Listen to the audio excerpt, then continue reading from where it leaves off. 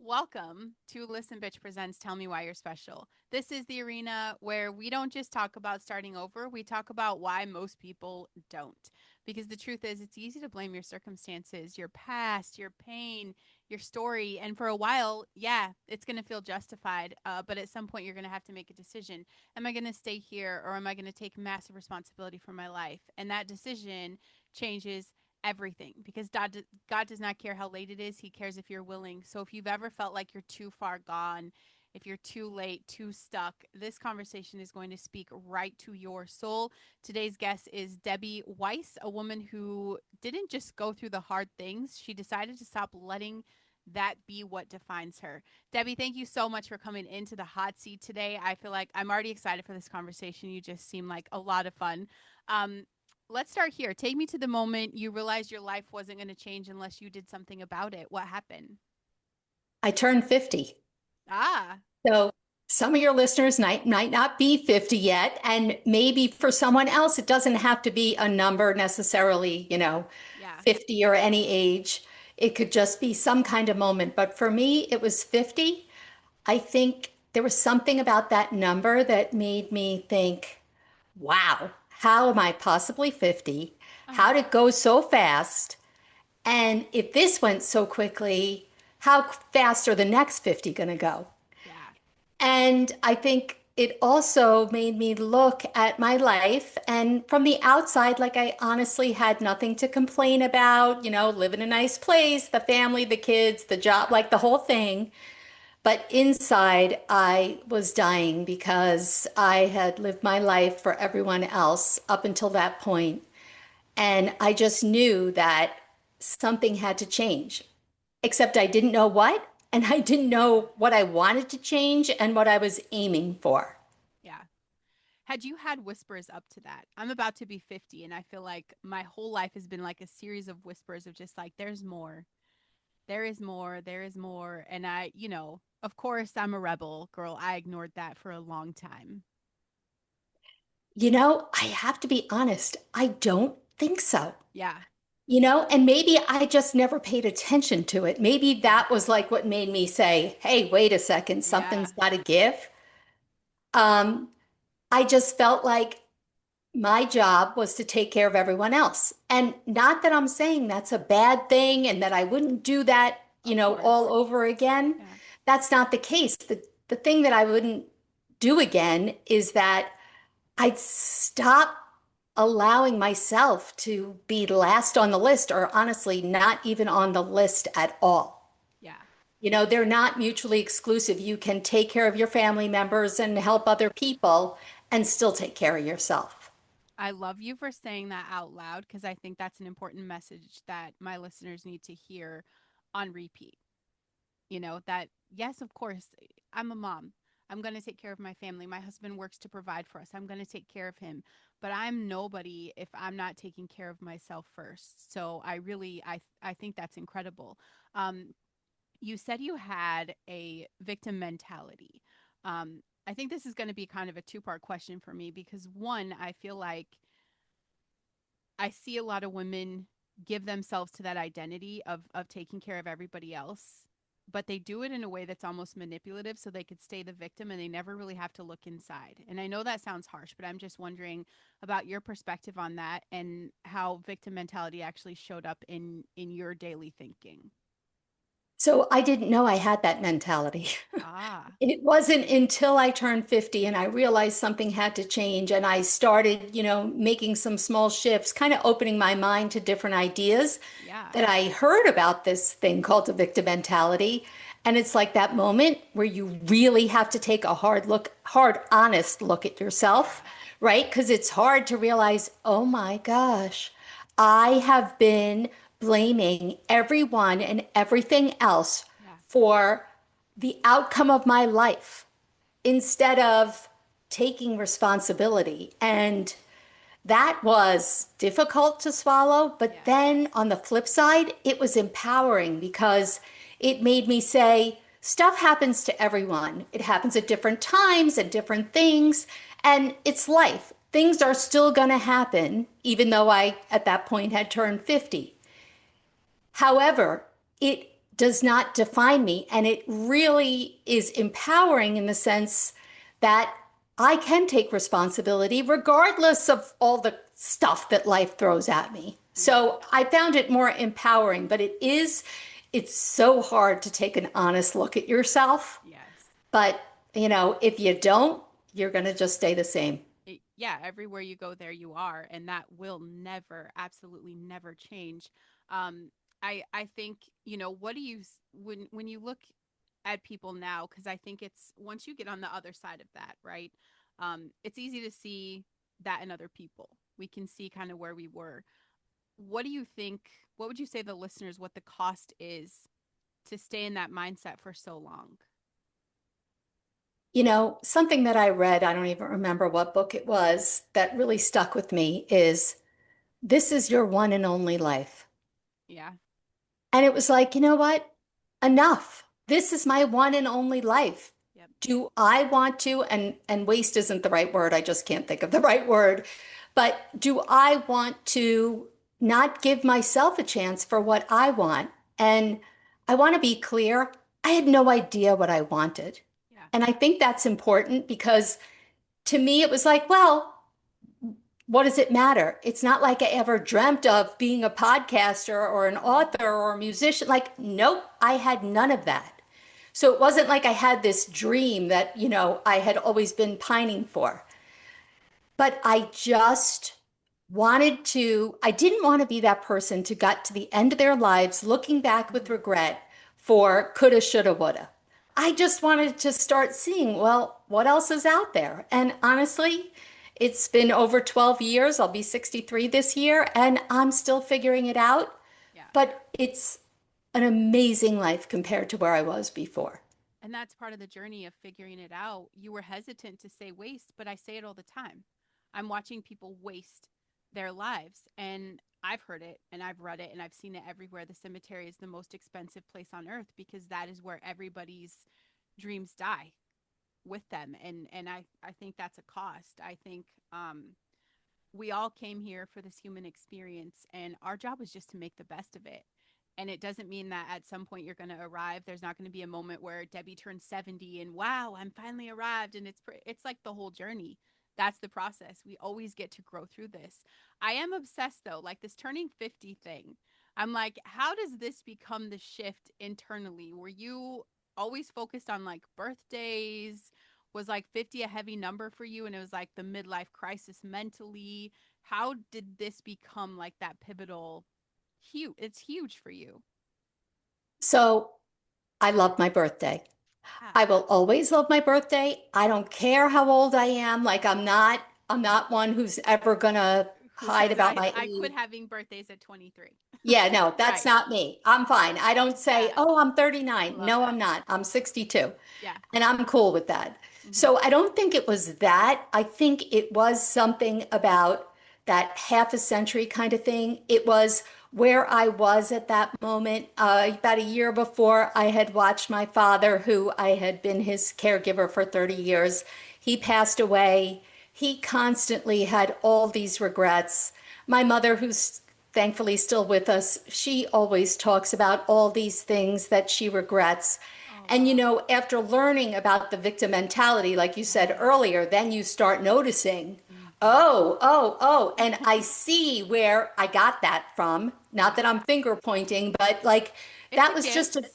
it's exactly Yeah. a gift that I'll take it as a gift Yeah. because maybe I wouldn't have understood it if I wasn't given it as a Right. gift. But so I think that like all of those things kind of came together at the same time. Also, I was at a place where my kids were changing. My oldest, I have two boys. My oldest, and I had my kids later in life. My oldest son was, I guess, maybe entering the teen years at that point. And he was originally diagnosed on the autism spectrum. Then he added ADHD and depression and anxiety, and later down the line, a bunch of other things. And so I saw how hormones were negatively impacting him. I also saw at that time my husband's attitude and mental health start to decline. And so I think all of these things combined was kind of like making me not be able to breathe. Yeah. And then just turning 50 pushed it, over the finish line.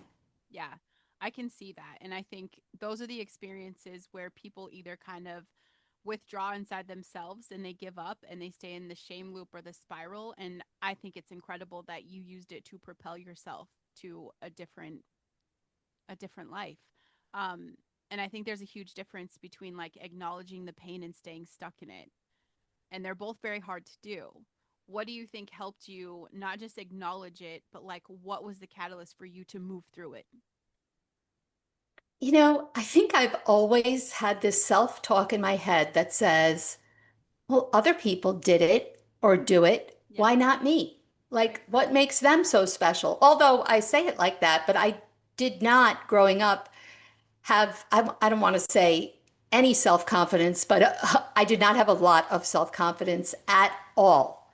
Yeah, However, as I grow older and gain more confidence with life experience and prove to yourself, you can get through hard things that you didn't think you could. I mean, I remember thinking that when I was so scared to give birth, right? For the first time. It was like, oh my gosh, oh my gosh. And then I just said to myself, look at the trillions of other women who did it and and survived. survived. Like, you'll get Mhm. through it too. Mhm. Good thing I didn't know how difficult it would be for the first one, but you get through it, right? We Right. all get through it. And so I think that that was kind of the mindset that I had at that time. I love that. What do you notice in other people? Like, what is something that people really don't want to admit about their own responsibility? Oh, it's so easy to blame everyone Mhm. else and everything else. Oh my goodness. I mean, like I said, I did that for the longest time. It seemed like one thing after another kept Mhm. happening to me.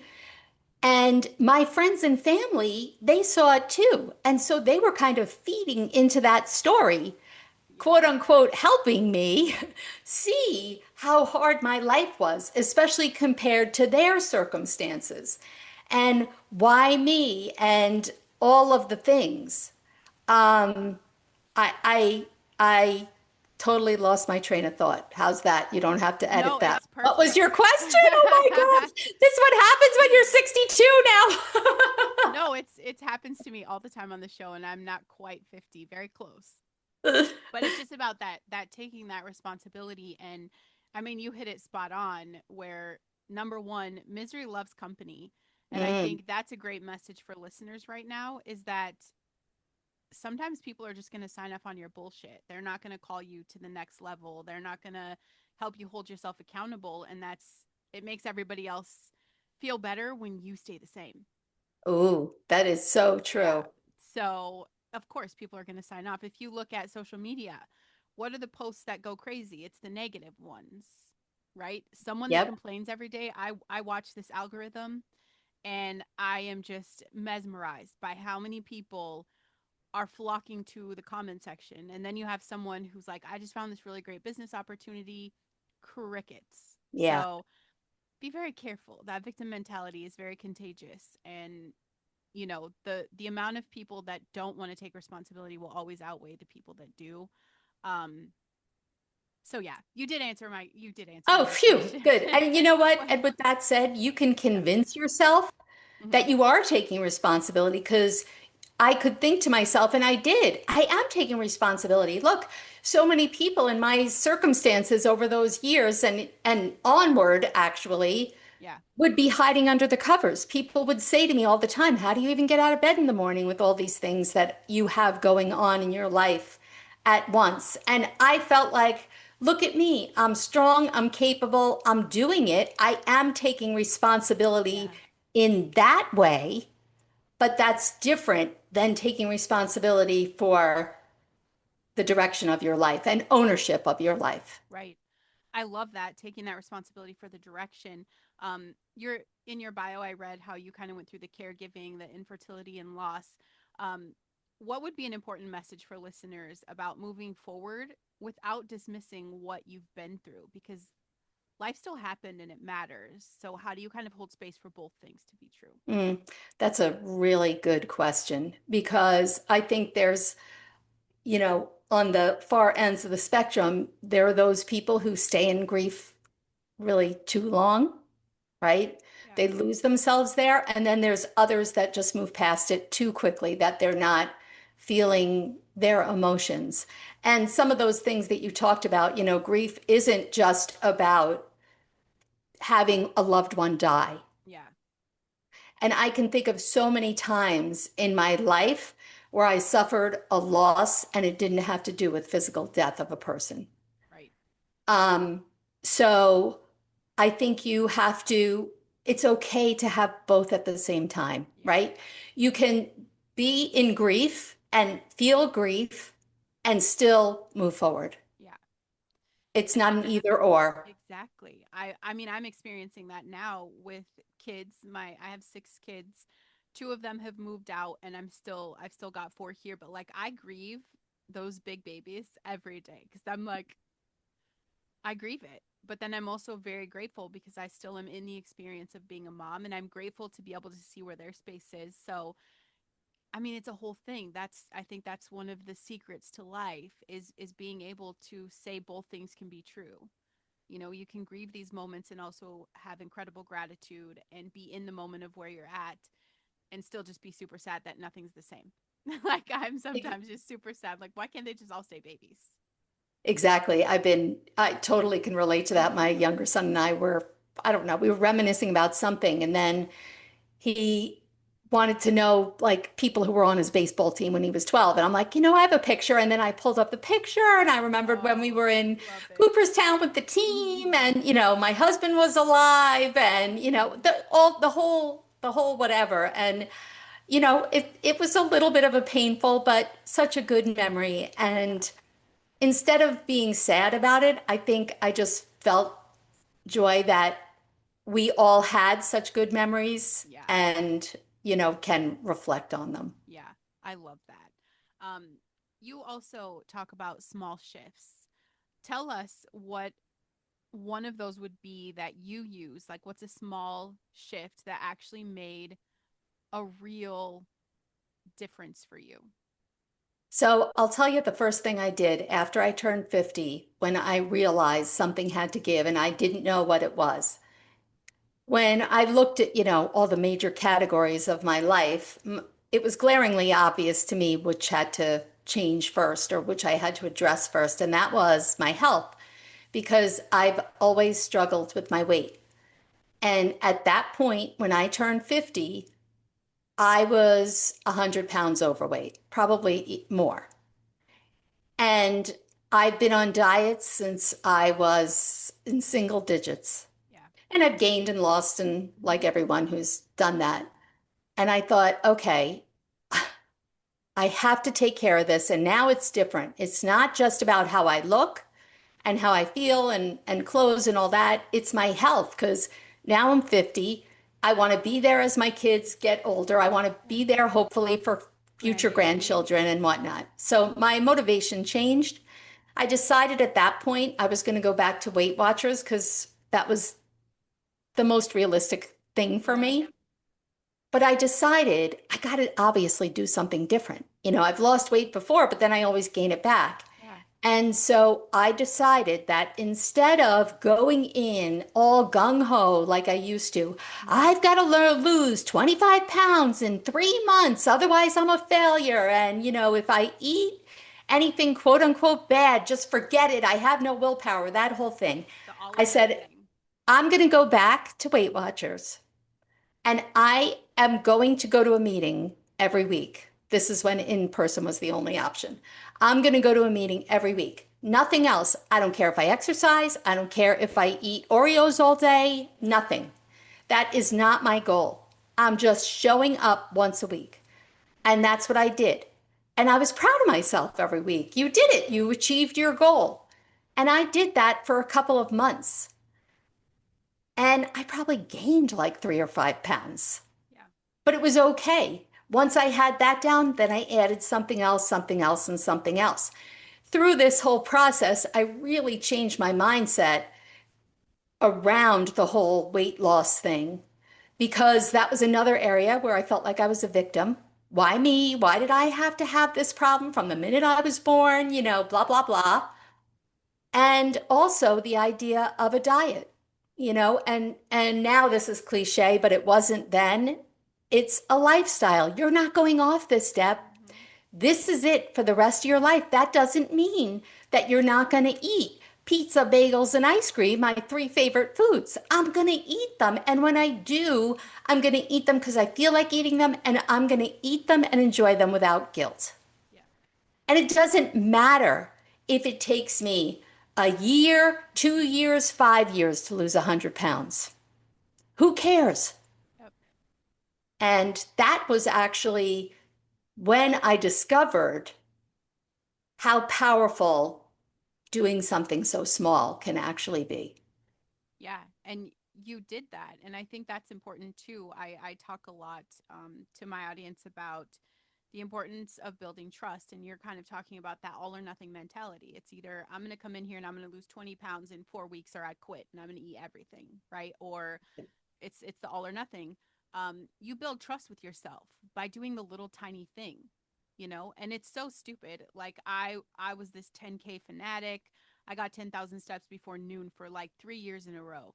I fell off, and it was so hard to go back. Like, for what though? It's just walking, right? Like, just get on the treadmill, press go. And I had such a block, and I'm like, okay, what if I just do 1 lap a day on the treadmill? 1 lap a day, that's it. I can get off when I want, and that's it. Just I built that trust with myself again, instead of I'm going to get 10,000 steps before noon. you know Exactly.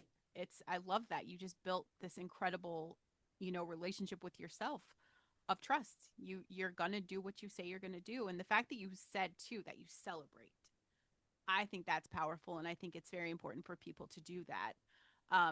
What is something that people think they really need to change but they don't? Mm. Well, I think you could probably say everything, right? Yeah. Because that could be one thing that people point blame. I don't have enough money. If only I had a husband. If Yeah. only, I needed a better job. Oh, I don't think there is one thing, one universal thing. I think it's different for all of us. And I think taking, responsibility for your life, picking one area that you want to improve or change, Yeah. and then breaking it down to the smallest thing possible and being okay with that. Because I think sometimes people think, well, so she went to a meeting. Look, she didn't lose weight. So what was the point? Yeah. But it got me going. It's the domino Yep. effect. And it's that building trust, you guys. That's everything. That's the point. Building Yeah, trust. I love that. You know what? I think that's a great way to think about it because I do that now every day. I made up my own like little, it's sitting right here. That's why I picked it up, my own little daily planner sheet. Yeah. And I pick like my top 3 or 4 priorities every day. Yeah. And and then there's other things on that list. And if I don't get to those, it's It's fine. okay, right? Yeah. Because we can't do everything. But if, at least if I could do a little thing that moves me forward, job well done. And I know I'll do the same thing or more the next day, the next day, the next day. I love that. And that's definitely a message that's going to hit for listeners. Just we're not here to get straight A's. Like, if we could just see students still graduate, right? So not every day has to be an A+ day. Just move the needle a tiny bit. Where are you 365 days later? If you do the Yeah. one thing rather than sitting in your own shit and feeling sorry for yourself and blaming the world and doing nothing, where could you be if you do a tiny thing every day for 365 days? It changes everything in your life, Yeah. especially And your you, relationship with yourself. yeah, exactly. And it feels like it's not enough, but it is Yeah. so enough. And it does add up. It really does. It's like you're talking about a 10K. Yeah. It's like that, my brother was very successful with that couch to 5K. Yeah. I mean, same exact principle. It feels Yeah. like nothing to take 1,000 steps a day. Right. Everything starts with a Right. step. One step, you guys. What would you say to my listener right now who just feels like it's too late for them, Debbie? Well, obviously, at 62, I think it's never too late. And after I wrote my first book, I was in this group with authors, with a famous author. There was like 15 people. And before I went on, I thought, oh my gosh, this is going to be so embarrassing. I'm going to be the only one who's, 60 or whatever I was at that time. I'm telling you, I was one of the youngest. There were people on there in their mid 80s who wrote I their love first that. book. Yeah. As long as you're breathing, it is never too late. Yep. I love that. What is something about you now that your younger self would never believe?